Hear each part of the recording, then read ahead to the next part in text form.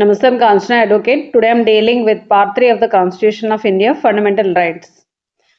Fundamental rights plays a very significant role in civilized society. And also, Justice V.R. Krishna Iyer said, fundamental rights are not mere paper hope, they are constitutional guarantees to the Indian people. Only paper hopes అంటే only మన constitution is one of the living document. ఈ డాక్యుమెంట్లోనే ఉండడమే కాకుండాను ఇవి మనకి constitutional guarantees కూడా ఇచ్చాయన్నమాట under article 32 and article 226 of the constitution. Fundamental rights are natural rights. ఎలా అంటే these rights are inherit in a man and cannot taken away by the state. మనకి హ్యూమన్కి న్యాచురల్గాను వస్తాయి అన్నమాట. హ్యూమన్ బీయింగ్స్కి ఇన్హెరిట్ ఇన్ హ్యూమన్ మనతో పాటు మనకి అంటే బై బర్తే ఫండమెంటల్ రైట్స్ అనేవి వస్తాయి. These rights cannot be taken away by the state ఎలాంటి సిచ్యువేషన్లో కూడాను మన రైట్స్ని ఫండమెంటల్ రైట్స్ని తీసుకోలేదు. Fundamental rights which are written in part 3 of the constitution which cannot be destroyed or denied by the government or any authority. ఎవరు కూడా government అయినా or any authority మన rights fundamental రైట్స్ని deny చేయలేదు ఆర్ డెస్ట్రాయ్ చేయలేదు అనమాట. ఇంగ్లాండ్లో ఈ fundamental రైట్స్ని వాళ్ళు పిటిషన్ ఆఫ్ రైట్స్ అంటారు. యుఎస్లో బిల్ ఆఫ్ రైట్స్ అంటారు. ఫ్రాన్స్లో అయితే bill of rights of man అని అంటారు అనమాట. ఇంకా మనకి universal declaration of human rights and Nehru report base చేసుకొని మనకి ఈ ఫండమెంటల్ రైట్స్ అనేవి మన ఇండియన్ కాన్స్టిట్యూషన్లో ఇన్కార్పొరేట్ చేయడం జరిగింది. Features of fundamental rights. As per article 13 ప్రకారం ఏదైనా సరే ఒకవేళ pre constitutional law or post constitutional law ఏమైనా ఉన్నట్లయితే ఆ ఫండమెంటల్ రైట్స్ వైలేట్ అయినట్లయితే those laws are not valid. And also fundamental rights intended to develop individual personality develop అవడానికి fundamental రైట్స్ని కాన్స్టిట్యూషన్లో ఇన్కార్పొరేట్ చేశారు. And also fundamental rights not only just fundamental rights వీటికి machinery కూడా ప్రొటెక్ట్ చేశారు under article 32 and 226 of the constitution. మనకి constitutional remedy is also a fundamental right under article 32. కానీ ఏంటంటే these fundamental rights are not absolute rights but there are some restrictions, reasonable restrictions కూడా ఉన్నాయన్నమాట fundamental రైట్స్కి. ఈ fundamental rights అనేవి కొన్ని సిటిజన్స్కే కొన్ని rights మాత్రం సిటిజన్కి ఉంటాయి, కొన్ని rights both citizen and non citizens కూడా ఉంటాయి. Fundamental rights are against the state ఉంటాయి. మనకి ఇవి రైట్ ఉన్నాయి కాబట్టి మనం స్టేట్ నుండి ఫైట్ చేయొచ్చు అనమాట. మన ఫండమెంటల్ రైట్స్ వైలేట్ అయినట్లయితే ఆర్టికల్ 12లో చెప్పే స్టేట్ ప్రకారం, స్టేట్ అంటే స్టేట్ గవర్నమెంట్ కాదు, article 12 is different from general usage of state. There are restrictions on fundamental rights, restrictions on legislative, executive and judiciary, and fundamental rights cannot be waived. Fundamental రైట్స్ని waive చేయకూడదు అనమాట. Doctrine of waiver అనేది fundamental రైట్స్కి apply కాదు. Classification of fundamental rights. Article 12 and 13 is general. 14 to 35 deals with different kinds of fundamental rights. Article 14 to 18 dealt with right to equality. Article 19 to 22 right to particular freedom. Article 23 and 24 right against exploitation. Article 25 to 28 right to freedom of religion. Article 29 and 30 cultural and educational rights. Right to constitutional remedies under Article 32. At present we have 6 fundamental rights. ఒరిజినల్గా మనకి original కాన్స్టిట్యూషన్లో 7 fundamental rights ఉండేవి. Right to property now is only constitutional right, not a fundamental rights. అందుకు మనకి ఇప్పుడు present 6 fundamental రైట్సే ఉన్నాయన్నమాట. Section 12 definition. In this part means part 3, unless the context otherwise requires, the state includes the government and parliament of India and government and legislature of each of the states and all local and other authorities within the territory of India or under the control of government of India. Here state ante executive as well as legislative organs అన్నీ కూడా వస్తాయన్నమాట. Union government, state గవర్నమెంట్లో ఉండేవన్నీ కూడా state కిందనే consider చేస్తారు. ఏవైనా action తీసుకున్నట్లయితే, అంటే ఏవైనా లాస్ పాస్ చేసినా, ఏవైనా యాక్షన్ తీసుకున్నట్లయితే ఫండమెంటల్ రైట్స్ వైలేట్ అయినట్లయితే, అలాంటి సిచ్యువేషన్లో ఫండమెంటల్ రైట్స్ వైలేట్ అప్పుడు మనం కోర్టులో అప్రోచ్ అవ్వచ్చు అనమాట. అంటే ఇంకా ఆర్టికల్ 12 మీన్స్ ఫండమెంటల్ రైట్స్ ఏంటంటే జస్టిసబుల్ రైట్స్. మనం కోర్టుని అప్రోచ్ అయ్యి మనకి జస్టిస్ మనం తెచ్చుకోవచ్చు అనమాట.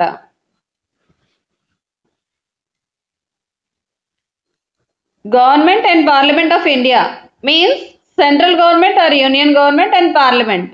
అంటే ఏంటి ఇక్కడ గవర్నమెంట్ అంటే ఎగ్జిక్యూటివ్ ఆర్గన్స్ అండ్ డిపార్ట్మెంట్స్ రెండు కూడా వస్తాయన్నమాట. ఎగ్జిక్యూటివ్ ఆర్గన్స్ అండ్ డిపార్ట్మెంట్స్ కలిపి గవర్నమెంట్ అంటారు, union government or central government. Parliament means union legislation and making authority. మనకి సెంట్రల్ లాస్ చేసేవన్నీ కూడా పార్లమెంటే చేస్తాయన్నమాట. సెంట్రల్ యూనియన్ లెజిస్లేషన్ని పార్లమెంట్ అంటారు. అంటే ఏంటి ఇక్కడ మనకి executive organs and departments and legislature వీటిల్ని స్టేట్ అనే అంటారు. వీళ్ళు ఏ వర్క్ చేసినా సరే ఫండమెంటల్ రైట్స్ వైలేట్ అయినట్లయితే వాళ్ళ మీద మనం కోర్టుని అప్రోచ్ అయ్యి మన రైట్ని మనం ప్రొటెక్ట్ చేసుకోవచ్చు.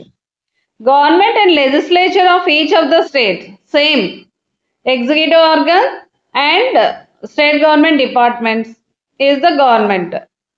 Legislature means legislative assembly, legislative council. వీళ్ళైనా సరే మనకి ఎగ్నెస్ట్గా ఏమైనా లాస్ చేసినా లేకపోతే ఎనీ అథారిటీ ఏమైనా ఫండమెంటల్ రైట్స్ని వైలేట్ చేసినట్లయితే కోర్టుకి అప్రోచ్ అవ్వచ్చు under article 32 or 226 of the constitution. Authorities ఇక్కడ ఏంటి all local and other authorities.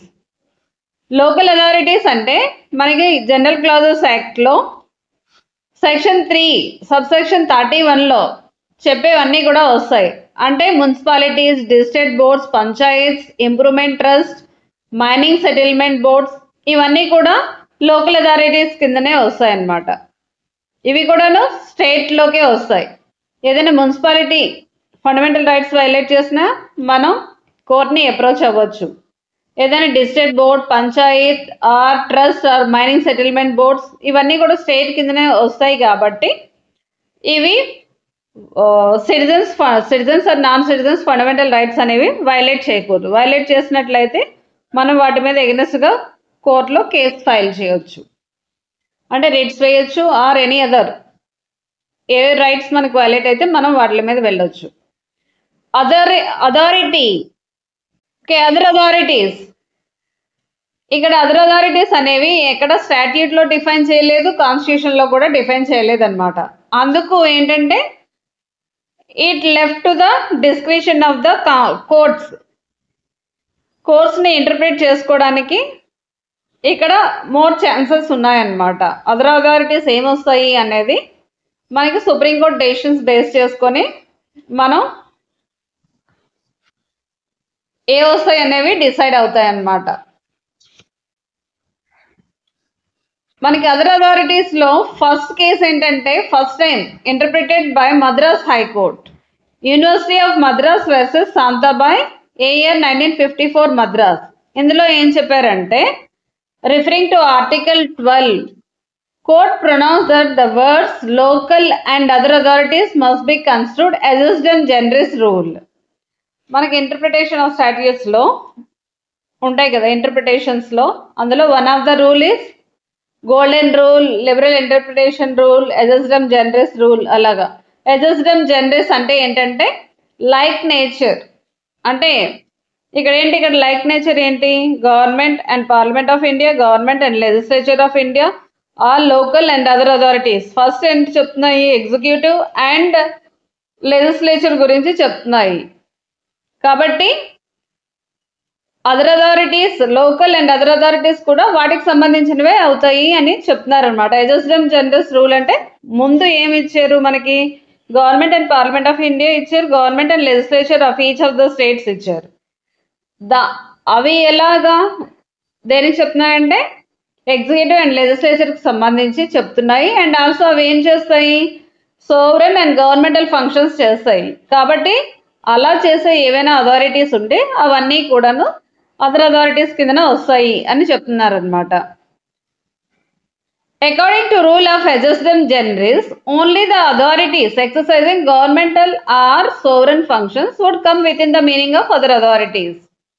ఏవైనాను authorities governmental or sovereign functions చేసినట్లయితే అవి అదర్ అథారిటీస్ కింద వస్తాయి అని university of Madras versus Shantabai AR 1954 Madras high court judgment చెప్పిందనమాట.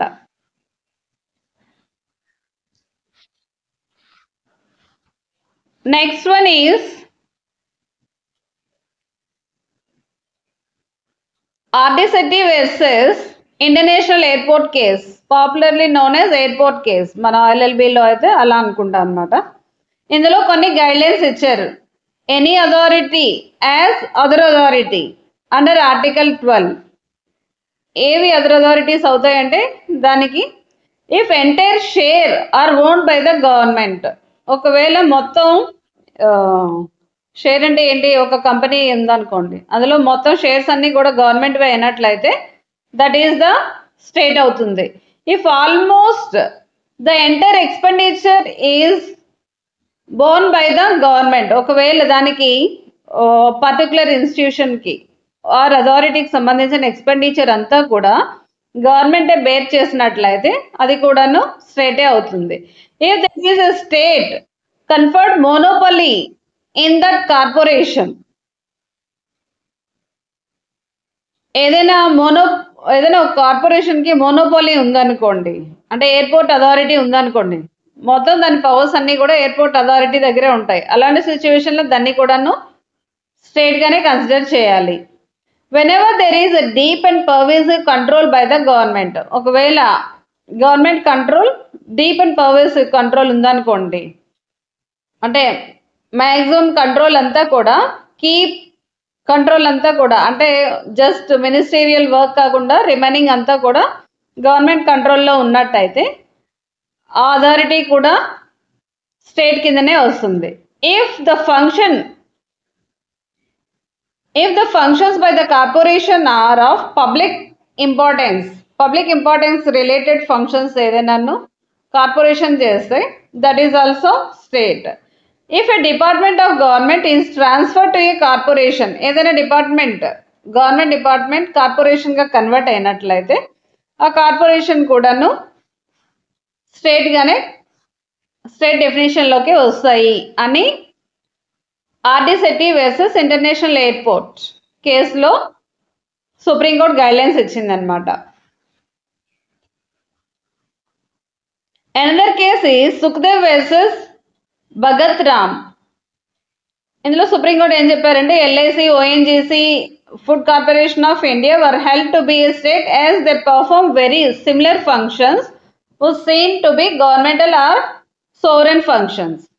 ఎల్ఐసి, ఓఎన్జీసీ, ఎఫ్సిఐ కూడాను ఏంటి, ఇది ఎజెస్డమ్ జనరస్ రూల్ లానే, అంటే యూనివర్సిటీ మద్రాస్ వర్సెస్ శాంతాబాయ్ కేసులో లానే ఇవి కూడా governmental and sovereign functions perform చేస్తున్నాయి కాబట్టి ఇవి కూడా స్టేట్ కిందనే వస్తాయి. LIC, ONGC and food corporation of India కూడా స్టేట్ కిందనే వస్తాయి అని చెప్పారు.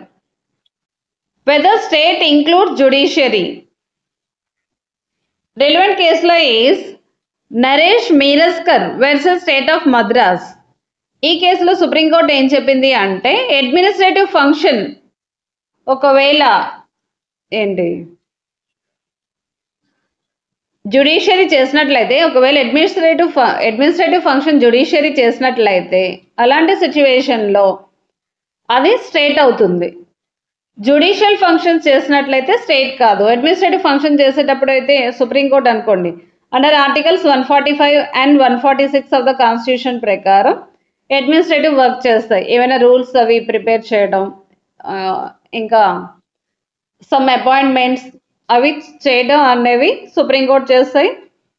అలాంటి అడ్మినిస్ట్రేటివ్ వర్క్స్ చేసేటప్పుడు it will be treated as a state. అలాంటప్పుడు మనం స్టేట్గా కన్సిడర్ చేసి మన ఫండమెంటల్ రైట్స్ వైలేట్ అయినట్లయితే మనం కేసు ఫైల్ చేయొచ్చు వాళ్ళ మీద, జ్యుడిషియరీ మీద. కానీ జ్యుడిషియల్ ఫంక్షన్స్ పర్ఫామ్ చేసేటప్పుడు మాత్రం వాటి మీద మనం వాటికి ఎగనెస్ట్గాను మనకు వచ్చే రిలీఫ్ బేస్ చేసుకొని ఎగనెస్ట్గా మనం సూట్ ఫైల్ చేయలేం. మీన్స్ రిట్ ఆర్ ఎనీ రిడ్రెసల్కి మనం వెళ్ళలేమన్నమాట. అదర్ కేసులో is Prem Garg versus excise commission of Himachal Pradesh. Supreme Court held that rule-making power of judiciary is concerned. It is state under Article 145 and 146 of Constitution of India. ఒకవేళ rule making power అంటే rules ఏమైనా prepare చేసేటప్పుడు it works like A state అన్నమాట. అంటే administrative work చేసేటప్పుడు స్టేట్గా ఉంటుంది, కానీ judicial works చేసేటప్పుడు మాత్రం it's not a state. Thank you.